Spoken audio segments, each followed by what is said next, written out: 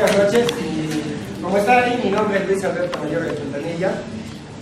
Yo estoy viendo tal vez un poquito en contra de todos los puntos de vista que se hacen sobre Garcilaso, ¿no es cierto?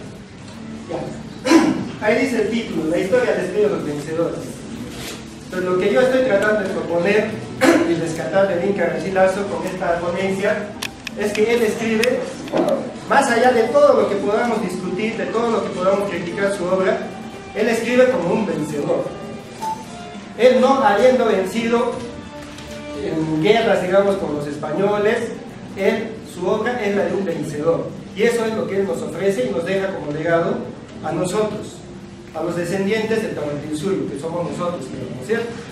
Por favor, así es. Entonces, esta referencia de la historia, ¿no? Una definición que está en Google, no necesitan copiar, dice: la historia es la disciplina que estudia y expone, de acuerdo con determinados principios y métodos, los acontecimientos y hechos que pertenecen al tiempo pasado y que constituyen el desarrollo de la humanidad desde sus orígenes hasta el momento presente. Si nosotros, obviamente no les voy a poner la definición de literatura ahí, pero si nosotros vemos la definición de literatura, obviamente va a estar más relacionado con eso que le achacan tanto a Garcilaso, que es la fantasía. Pero esperemos acá poder probar que eso no es tan verdad.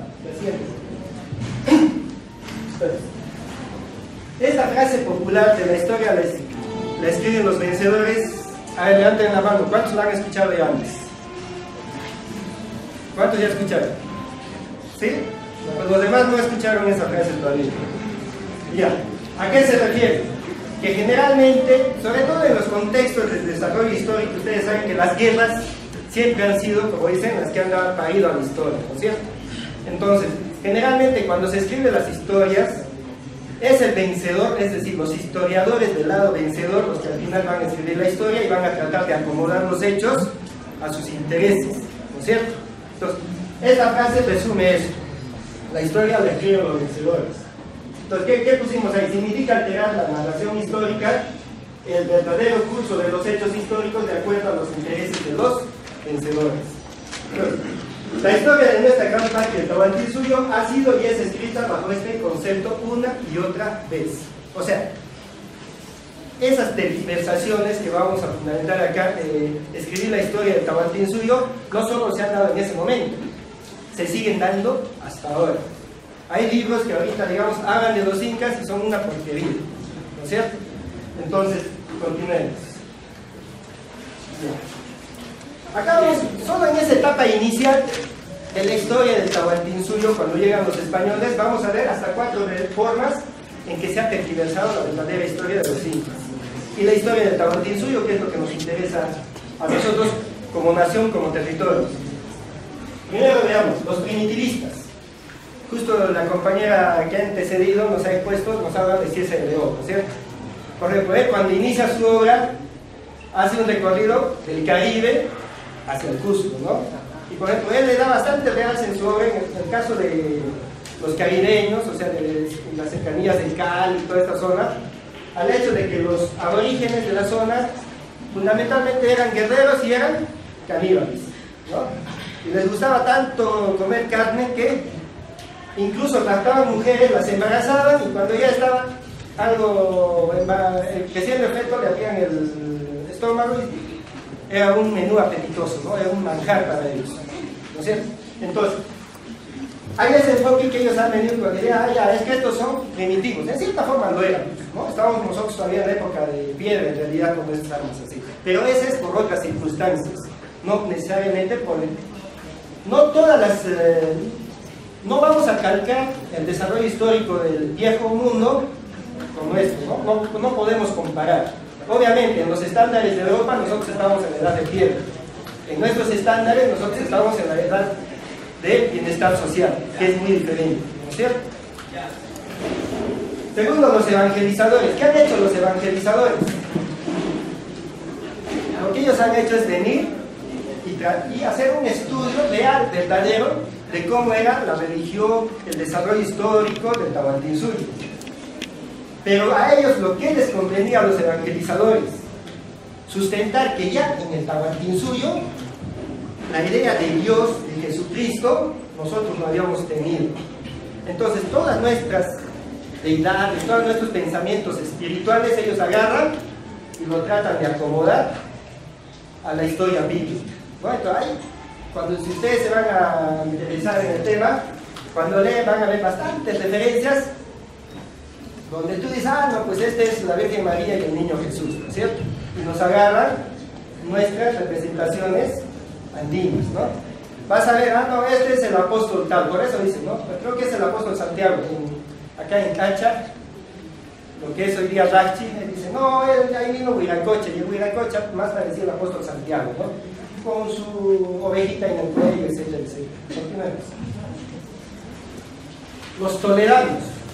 Al inicio, la recopilación de información del Tahuantinsuyo se estaba haciendo solo con esas dos tergiversaciones.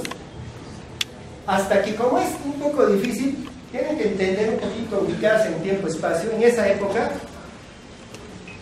cuando ya los españoles estaban bien asentados acá en el Cusco, nuestro Taita Manco Inca estaba en Vilcabamba levantado, ¿no es cierto?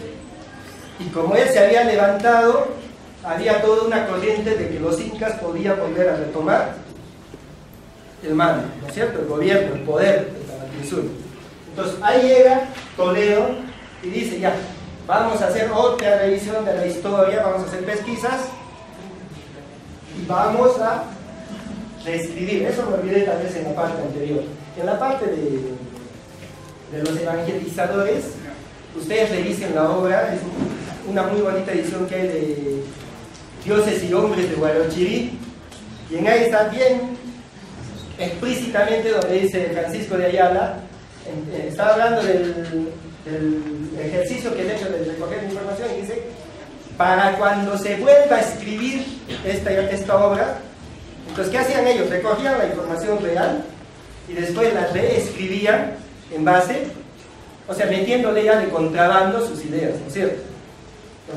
Al inicio fueron solo los clérigos, después viene Toledo y hace lo mismo y dice, ya, vamos a recoger la información de todo el Tahuantinsuyo. Entonces pasean por todos lados, recogen información de los más viejos y de los más sabios y dice, ya, pero al volver a escribir esta historia le vamos a dar realce ¿a qué? A lo que dice, a la tiranía de los incas, ¿no? Entonces, en ahí es donde, ¿qué cosas hacen eso? ¿Por qué hacen eso? ¿Por qué tratan de resaltar la tiranía de los incas? Porque como ustedes saben, en ese momento el Tahuantinsuyo, a la llegada de los españoles, lamentablemente todavía no estaba consolidado todo el Tahuantinsuyo, ¿no? Entonces, al hacer este realce de la tiranía de los incas, lo que hacen es ir, digamos, a todas las zonas que es fuera de Cusco y decir, sí, pues es que los incas hacían esto, ¿no? Obviamente que ha habido pues, cosas atroces, ha sido cuestión de guerra, eso no vamos a negar, pero lo que ellos hacían era, ¿por qué? Me se me ha olvidado tal vez decir que todas estas nuevas escrituras se hacían ¿para qué? Para que los curas regresen a los pueblos y les lean, pues, ¿no es cierto? A lo que hoy día llamamos los campesinos, o sea, nuestros antecesores, a los descendientes de los incas. Entonces, todas estas obras que se hacían eran para que la gente regrese a los pueblos y les diga, sí, pues mira, los incas eran así, mira, uy, hacían esto, ¿no? Entonces, ah, no, mira, Tunupac era Jesucristo, ¿no? Entonces, ustedes han conocido el diluvio, sí, acá también pasó, también allá en Europa, ¿no es cierto? Entonces, por eso es que se hacen esto ya, se vuelve a escribir la historia de los incas, pero dándole hincapié a la tiranía, o sea, los hechos graves que de hecho han pasado, ¿no? Pero se presenta como que eso ha sido todo, pues que los incas eran por acá, arrasaban esto, todo eso. Cuarto, los conquistadores es otra fuente de tergiversación. ¿Por qué? Cuando llegan los conquistadores, ustedes han visto, incluso empezando por Colón y después de los demás conquistadores, esto generalmente, nosotros decimos, vinieron los españoles y tal vez en nuestra cabecita estamos pensando que los reyes de España les dieron plata para que ellos vengan. Y eso lamentablemente no era así, eran empresas privadas de conquista, de descubrimiento. Entonces, los conquistadores necesitaban también escribir todo lo que había pasado cuando ellos han llegado sobre los pobladores locales, para ir y una vez que han conquistado, ir a España y decirles, señores, por favor, necesito que me repongan lo que invertí en conquistar el Perú. Ay, miren, yo he hecho esto, ¿no? Entonces, sus historiadores, los conquistadores decían, sí, este señor ha hecho esto, ha sido magnánimo, etc. Por ejemplo, en Gómora, en Agustín de Zárate, sobre la muerte de Atahualpa se tiene una historia bonita, ¿no? Ustedes saben que al final Atahualpa lo matan por interés, ¿no? O sea, es por la codicia del oro. Ellos dicen no. Al final, el pobre Atahualpa resultó muerto. ¿Por qué? Porque Felipillo, que era el traductor, que eso sí deben saber, se enamoró pues de la esposa de Atahualpa, ¿no? Entonces, como quería quedarse con la esposa de Atahualpa, él mintió a los españoles, ¿no? Y le dijo, no, Atahualpa está reuniendo gente, así. Pero era la intención, o sea, ¿quién es el culpable al final de la muerte de Atahualpa? Felipillo, ¿no? Quería quedarse con su mujer y ya pues armó un enrollo para que los españoles le maten, ¿no? Aquí hay, por lo menos, como están viendo, 4 formas en que se ha tergiversado nuestra historia. Pero lo que quiero rescatar es algo. En esas obras no es el 100% que se ha tergiversado, se darán cuenta, ¿no sé? No es que todito han vuelto a escribir, o sea, no es literatura. Eso tenemos que sacarnos de la cabeza.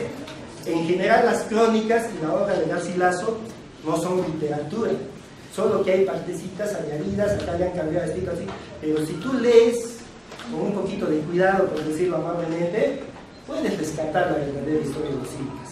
Ahí está la historia, está cuestión de estudiarla y de sacarla a flote. Continuemos. Bueno, el título decía la historia la escriben los vencedores, vida y obra del Inca Garcilaso de la Vega. Vamos a ver la parte del Inca, de su vida.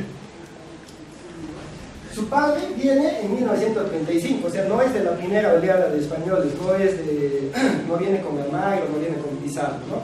Viene ya después con este adelantado, que su nombre es Pedro de Alvarado, ¿no? A él le acompaña el capitán, en ese capitán Sebastián Garcilaso, que era el padre del Inca Garcilaso. El 12 de abril del 39 nace en Cusco. Está resaltado Gómez Suárez porque él va cambiando de nombres poco a poco. Ustedes saben que las personas crecemos, ¿no es cierto? Poco a poco, tanto biológicamente como espiritualmente.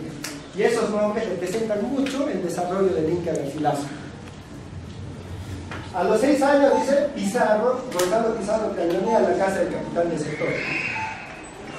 Tal vez parezca un poquito aburrido esta cronología, pero yo quiero ir demostrándoles cosas que ha hecho crecer espiritualmente a Garcilaso desde niño. Por eso me ha interesado mucho poner cuántos años. El 45 tenía 6 años. Gonzalo Pizarro cañonea la casa del capitán, porque él había desertado.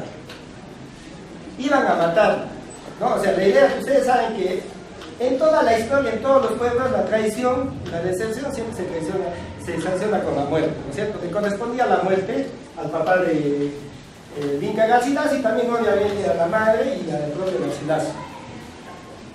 Pero ellos permanecen encerrados al final porque intervienen algunos amigos del capitán Garcilaso ante Gonzalo Pizarro y evitan matarlo, pero se queda como enclaustrado, como encerrado, ¿no es cierto? Entonces, si se dan cuenta, ya el Inca está teniendo apoyo tanto del lado de algunos españoles y por el otro lado el mismo no narra, la alimentación le hacen llegar también a algunos lunes, ¿no? Nuestros parientes de él le hacen llegar alimentación. Entonces está teniendo el niño Garcilaso, desde ese edad de 6 años empieza a vivir la historia. Sobrevive gracias al apoyo de españoles como al apoyo de incas. La siguiente, por favor. Ya, a los 7 años, obviamente Sebastián Garcilaso se reconcilia con Gonzalo Pizarro y terminan en una batalla, en la batalla de Guarina. En esta, Gonzalo Pizarro está a punto de ser capturado, el papá de Garcilaso se baja de su caballo y le dice, ya, como era su jefe, obviamente es un tema de lealtad, ¿no es cierto? Gracias a eso escapa, y ese hecho tan singular, al final también repercute en la vida del Inca. A los 15 años, su padre es nombrado corregidor de justicia mayor del Cusco, ¿no? O sea, es como algo así como gobernador de toda la región, ¿no? Lo bueno de esto es que el niño Garcilaso a los 15 años se convierte en algo así como el secretario del padre. Gracias a eso, el niño a esa edad asistía a todas las reuniones que tenía su padre en el Cabildo del Cusco, ¿no? Entonces, es información que él está asimilando. A los 16 años, sus padres le cuentan la leyenda del origen de los incas. La siguiente. A los 19 años sale el Inca Sayritupa. ¿Quién es el Inca Sayritupa? Hijo de Manco Inca, que estaba rebelado en Vilcabamba, pero que al final abdica y se viene acá. Obviamente, los hermanos menores continúan la rebelión mayor, ¿no es cierto? Pero él viene, entonces, ¿se imaginan, yo que sé, ahorita cómo está pasando en Siria, en Palestina, ahorita esa idea, ¿se imaginan cómo están los niños ahí, con todo este tema de la guerra, ¿sí? Pero un poquito que eso era también el ambiente de Garcilaso, ¿no? Entonces, que llegue su tío, el rebelde, digamos, el Inca rebelde, el Inca sobre todo, ¿no? Hay que entender eso, ¿no? El Inca rebelde al Cusco y que converse con él, ¿no? Y ahí dice, ¿no? Que después de visitar el Inca, ya hace una referencia a la usanza de los incas, ¿no es cierto? De lo cual él gustó muy mucho, o sea, le gustó muchísimo a Sayritupa que su hijo, que su sobrino mestizo, ¿no? Hiciera esa reverencia, o sea, como un acatamiento de decir, tú eres el Inca, ¿no? No has dejado de ser nuestro Inca. A los 20 años muere su padre y a los 21 se va a España. Siguiente, ¿no?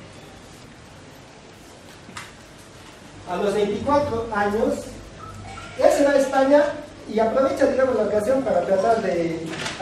les había hablado de los conquistadores, ¿no? De que ellos podían ir y pedir a la corona española que les repongan sus gastos, ¿no es cierto?, de conquista. Entonces, el Inca busca esas dos cosas, ¿no? Un poco de restituir el nombre de su padre, recuperar algo, y quién sabe también que le reconozcan su condición de Inca, ¿no es cierto?, por ser legítimo descendiente de los incas por línea materna.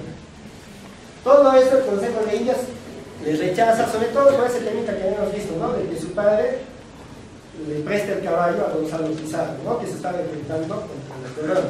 Ese es un tema muy interesante, tal vez acá no lo vamos a desarrollar, pero eso tiene sus consecuencias hasta la actualidad.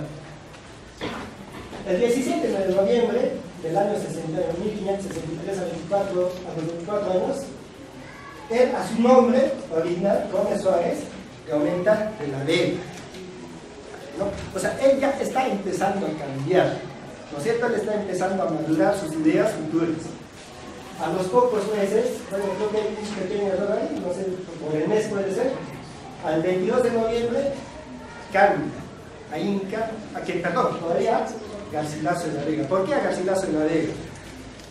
Porque su padre había sido descendiente, bueno, por línea no directa, pero descendiente de un gran poeta español, ¿no? Garcilaso de la Vega. No sé si ustedes hayan visto sus obras, pero obviamente él agarra y dice, no, pues, y el Inca está creciendo como escritor, ¿no es cierto? Pues él dice, no, yo tengo de o sea, dirá, pues, como quien dice, no, en mi familia yo mismo digo, ¿a quién me parezco, no? Y encuentra, ¿no?, al literato, al gran literato español. Entonces se cambia el nombre a Garcilaso de la Vega. Vive 30 años en Montilla, se alista en un ejército y va a luchar contra los moros y obtiene el mismo grado de su padre. O sea, esas cuestioncitas en una persona joven deben ser fascinantes, o son, creo, para los que hemos vivido ya un poco y podemos lograr algo acá, lograr algo allá. De hecho, es muy importante. Pero él alcanza el grado de capitán igual que su padre. A los 32 años muere su madre, lamentablemente por la distancia y no puede estar, ¿no?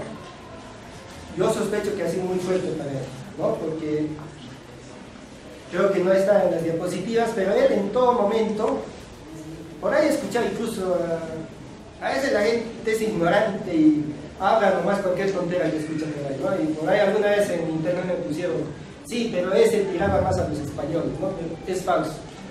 El Inca Garcilaso siempre en su obra dice, yo soy indio, yo soy indio, yo soy indio, por todos lados, ¿no es cierto? Entonces, yo creo que la muerte de su madre debe haberle chocado bastante. A ver, del 80 al 85 empieza a estudiar en serio. Él dice que estaba de vago, o sea, le sobraba el tiempo, así que se dedica a la lectura, ¿no? A la literatura, a la lectura. a los 47 años termina de traducir los diálogos de amor, que es, tal vez, esa obra en su época era tan fascinante que él agarra, y por ser así tan fascinante, tan importante, estaba en italiano, ¿no? La conocían obviamente solo la gente noble, etc. Pero él la traduce al castellano. Y hay unos diálogos lindos donde a él, un admirador, entre comillas, suyo, lo manda a llamar y dice: ¿y usted, siendo un mestizo de allá del Nuevo Mundo, cómo se atreve a traducir semejante obra? Le dice, ¿no? Y Garcilaso muestra ahí su talante, ¿no? Le dice: es que justamente por ser tan grande obra, pues si salía con éxito iba a ser algo maravilloso, y si fracasaba el intento, pues hubieran dicho que era un loco nomás, ¿no? Pero ya demuestra, ¿ya? Yo creo que en Garcilaso, en su vida, imagínense, prácticamente uno de los pocos mestizos allá en Europa debe haber sufrido N de discriminación, ¿no? Imagínense, entonces yo creo que el Inca ha dicho: no, acá yo voy a demostrar que mi raza puede ser igual o superior a esta raza, ¿no es cierto?, español. Entonces yo creo que en eso ha trabajado bastante Garcilaso durante su vida. Ese año, el 19 de enero, si mal no estoy en la dedicatoria de este libro, firma como Inca Garcilaso Navia. Ahí nace el Inca Garcilaso.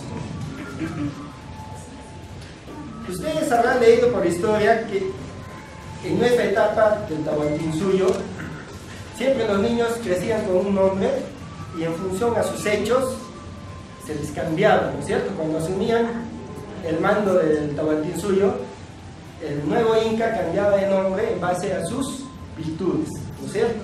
Entonces, Yupanqui es alguien que sumaba, ¿no es cierto? Pachacuti es alguien que, cuando vinieron los Huichancas y casi el Cusco estaba gastado, Pachacuti nos volvió, ¿no es cierto? Ya de lo que estábamos pampeados, enterrados, Pachacuti, ¿no es cierto? Entonces, el Inca Garcilaso, yo creo que al culminar tan fascinante obra, dice: ya no solo soy heredero del gran Garcilaso Navia, literato español, sino ya me merezco el nombre de Inca, ¿no? Y que se la chupen los españoles, ¿cierto? Que se la traigan. A ver, mucha gente que ahí debe haberle criticado, insultado, vejado, discriminado, se la tienen que haber chupado realmente, ¿no? ¿Cómo te quedó el ojo? ¿Cierto? Ya. A los 53 años se traslada a Córdoba y recién termina el libro de la Florida. Otra cosa que hay que rescatar acá es, bueno, yo creo que sabes, pues, vamos a ir en partes. Ya, del 1595 a 1603, de 56 a 64 años, escribe los comentarios reales. ¿Cuántos añitos? 8 años, ¿no? O sea, ¿cuánto hemos tardado en hacer nuestra mejor obra nosotros? 2 días, un día, una noche, una amanecida. O sea, él ha ido sus 8 añitos, se ha comido para escribir los comentarios reales. Ah, y la primera parte, no todos los comentarios reales. Bien. Termina a los 64 años y para que lo puedan publicar, ¿cuántos años? 6 años. Para poder lograr que lo publiquen la obra. Hay temas que acá se me ha escapado, van a dar otras oportunidades para hablar de la Santa Inquisición, todo eso, ¿no es cierto? De cómo tenían que ajustar. Por ejemplo, el libro, la segunda parte de los comentarios reales está dedicado a la Virgen Inmaculada. ¿Porque él era devoto de la Virgen Inmaculada? No. Porque había la Santa Inquisición que te revisaba y si veía a la Virgen Inmaculada, ¡ah, qué buen hijo! ¿No? Este es un buen samaritano, es un buen cristiano, ¿no? Entonces, y si van a revisar ustedes la obra de Garcilaso en la Vega, está plagado, se le nota, ¿no? O sea, con la necesidad es cuestión de leer con atención, ¿no? Se nota ahí, les da un puñete a los españoles y luego dice, como Dios pudo haberlo hecho, ¿no? Con la gracia de Dios. Entonces ya, obviamente, cuando el inquisidor estaba a punto de tachar la obra, ya, así tiene razón. Ah, milagro de Dios, sí. Siguiente. Igualito, la segunda parte de los comentarios, que se llama La Historia General del Perú, la escribe igual en otros 8 años. Termina en 73 y la publican el 17, después de que fallece el Inca, ¿no? Bueno, el 24 de abril de 1616, a los 77 años, muere nuestro taita, Inca Garcilaso de la Vega. Ahora, no sé si lo explico. Bueno, sí. Ya, me votan nomás. Ellos quieren. Ya, acercamiento a la verdadera historia de la gran patria, de nuestra gran patria, el Tahuantinsuyo. De todas esas versiones tergiversadas, yo les pregunto, ¿cuál de ellas deberíamos tomar para escribir la verdadera historia de los incas? ¿La de los primitivistas? ¿La de los toledanos? ¿De los soldados? U otras obras que también tiene ahí su contrabando, como son los Inca Garcilaso de la Vega o Amán Poma? ¿Cuál de las obras deberíamos agarrar? A ver. ¿Cuál preferimos? ¿Ustedes cuál agarrarían? La de los curas que nos hablan de esto. Autóctonos. Lo nuestro, pues, ¿no es cierto? Lo nuestro, agarramos lo nuestro. Con todos sus errores que podemos ir limando, mejorando esas obras, ¿no es cierto? Agarramos a Inca Garcilaso de la Vega, Amán Poma y otras obras que por espacio, como decían en ese época, que por prolijidad no mencionamos, ¿no es cierto? Entonces, si vamos a volver a escribir la historia de la gran patria, nuestro sustento tiene que ser la de Garcilaso, Amán Poma y otras. Pasemos.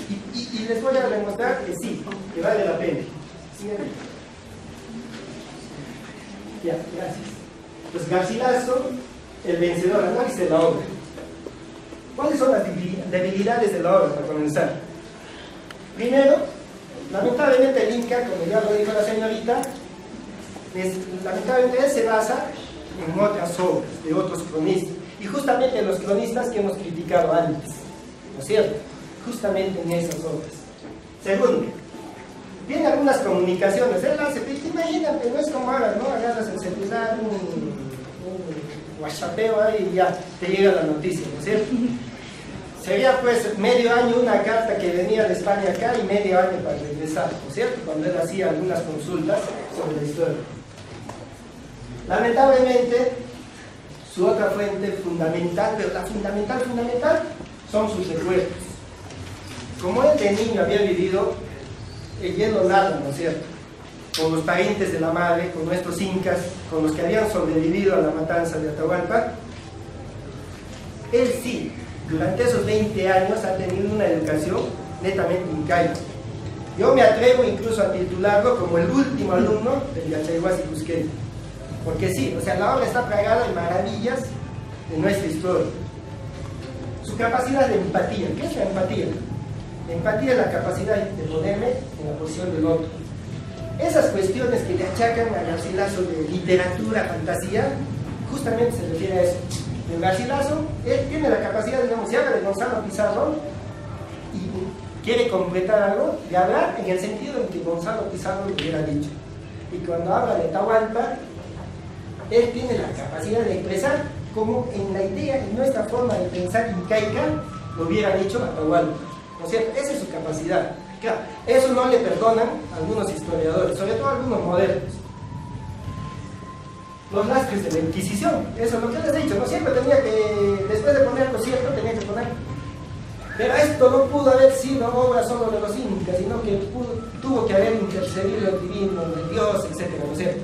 Ese tipo de cosas. El platonismo, que le achacan también, pero yo digo, un gran escritor, ¿cómo te va a escribir una historia?